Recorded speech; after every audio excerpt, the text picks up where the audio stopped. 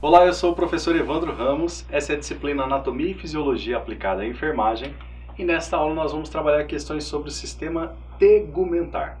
Vamos lá? Bem, o sistema tegumentar ele é composto pela pele e anexos, ou seja, glândulas, unhas, cabelos, pelos e receptores também sensoriais. Tem importantes funções, principalmente aí no agir como barreira, protegendo o corpo da invasão de micro-organismos e evitando ressecamento e perda de água aí para o meio externo. Bem, o tegumento então ele é composto por camadas, literalmente. Então, entenda como pele, mas entenda como sistema tegumentar. O tegumento ele é composto por camadas. A parte mais externa é a epiderme, formada pelo tecido epitelial. Abaixo dela temos a camada subjacente, tecido conjuntivo, derme. E temos aí o tecido subcutâneo abaixo, que é também conhecido como hipoderme. Abaixo dessa camada teremos aí provavelmente músculo, ok? E abaixo do músculo, ossos, onde obviamente tiver aí proeminências ósseas. Há também uma cobertura impermeável aí, chamada de cutícula. Então aqui temos um exemplo bem gráfico, simplesmente gráfico sobre isso. Temos uma camada mais superficial aqui, que é a epiderme, nós temos a camada da derme e nós temos a hipoderme. Abaixo da hipoderme teremos aí uma camada muscular. Aqui poderemos ter uma ideia dessa pele e anexo de maneira mais didática ainda. Então essa camada superficial seria epiderme, a derme composta aqui dessa camada mais abaixo e a hipoderme a camada mais abaixo ainda, abaixo da derme. Nós temos aqui nesse desenho gráfico, vamos visualizar cada um desses componentes e você poderá entender várias questões importantes. Essa parte amarelada que vemos aqui abaixo da derme é o tecido gorduroso, tecido adiposo, ok? Nesse tecido adiposo, as células elas têm sua capacidade também de elasticidade, mas literalmente de armazenar gordura, tá bem? Então dessa forma, o tecido adiposo ele contribui muito para literalmente o modelamento do corpo humano, também obviamente fazendo uma proporção de barreira específica para outras questões. Então nós temos aqui de camada mais externa a camada córnea, também rica em queratina, principalmente aí em questões de células mais mortas, literalmente. A partir do momento que as células epiteliais vão evoluindo para sua parte final de vida, literalmente morrendo, elas vão sendo liberadas aí para a camada mais externa da pele. Nós temos aqui terminações nervosas, que você provavelmente viu lá no item de sistema nervoso, onde você vai ter os neurônios sensitivos, obviamente para sentir. Temos também as glândulas sudoríparas, que vão fazer a eliminação da sudorese de líquidos. Nós temos também os folículos pilares, tá? Ou folículo piloso, é onde tem, obviamente, aí o nascimento dos pelos, tá?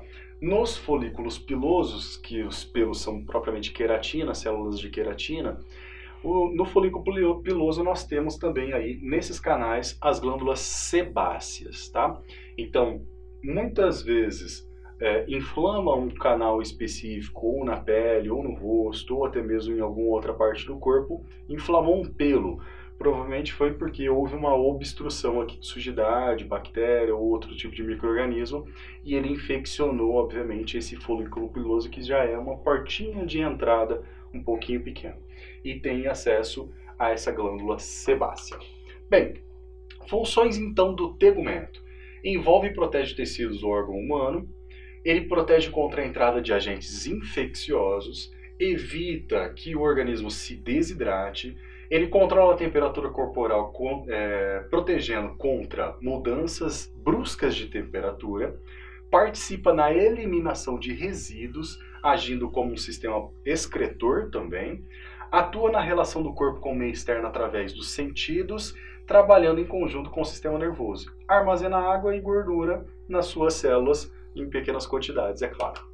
Bem, nós temos aqui a anatomia então da pele nesse sentido dos queratinócitos ou ceratinócitos mais velhos que evoluem dessa camada epitelial. Então, a partir do momento que eles vão envelhecendo, eles vão evoluindo para essa camada mais externa da pele. Literalmente, temos muitas células mortas nessa camada externa da pele, que é a camada córnea. Logo abaixo nós temos aí essas células epiteliais mais achatadas, que são a camada granulosa. Logo abaixo nós temos a camada espinhosa, a camada basal, e abaixo dessa epiderme nós temos a derme, como vimos. A derme é constituída de um tecido conjuntivo, fibroso, vasos sanguíneos e linfáticos, terminações nervosas e fibras musculares lisas. É uma das camadas de espessura variável que une a epiderme, a camada externa, com o tecido subcutâneo ou hipoderme. Sua superfície é irregular e as saliências das papilas dérmicas que acompanham as reentrâncias da epiderme. Então nós temos aqui um exemplo da derme, ok? Nós temos então na derme a glândula sudorípara, nós temos nervos, temos os vasos sanguíneos, arteríolas e algumas veias também, que são os capilares. Unhas e cabelos e pelos, que são os anexos do sistema tegmentar. As unhas são placas de queratina localizadas aí na ponta dos dedos que ajudam a agarrar objetos. Os pelos, eles estão espalhados por todo o corpo, com exceção das palmas das mãos e as solas dos pés e em certas áreas da região genital. E os cabelos espalhados pela cabeça crescem graças às células mortas, queratinizadas, produzidas no fundo daquele folículo piloso, e elas produzem queratina que morrem e são achatadas, formando literalmente o cabelo, ok? Então aqui nós temos um exemplo de unhas, nós temos um dedo aqui, a falange distal, a matriz literalmente dessa unha, o eponíqueo, nós temos o leito da unha, o extrato córneo do leito e a placa literalmente que é a unha, que é uma placa de queratina. E aqui nós temos a anatomia do cabelo num folículo de pelo do cabelo, literalmente. Então ele parece literalmente um folículo piloso, a haste aqui do cabelo. Todo pelo e cabelo do nosso corpo existe um músculo, que é o músculo eretor de pelo. Quando a pessoa fica arrepiada e o músculo ergue, o pelo fica em pezinho, por ação desse músculo específico. É uma reação aí em relação a várias questões. Então o pelo em si, ele tem vários tipos de camadas também, justamente que formam essa anatomia específica do pelo.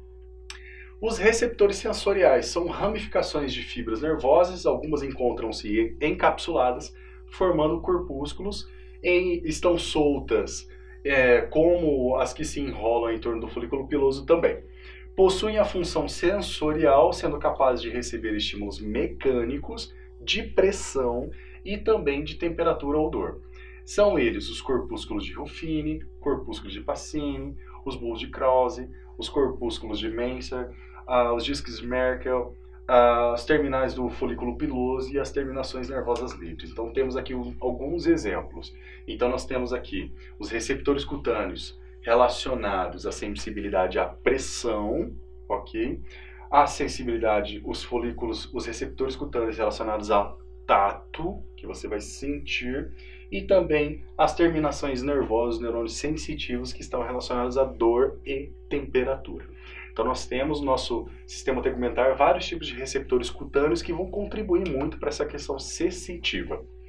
E ainda no sistema tegumentar nós temos alguns gânglios, que são exócrinas, já que liberam aí as suas secreções para fora do corpo. As glândulas são sebáceas, que são bolsas que secretam sebo, literalmente, uma substância oleosa, junto aos folículos pilosos para lubrificá-los. É um processo natural isso.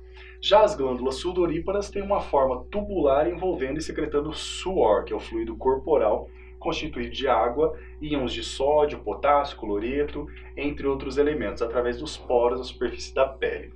O suor ele ajuda a controlar muito a temperatura corporal, ok?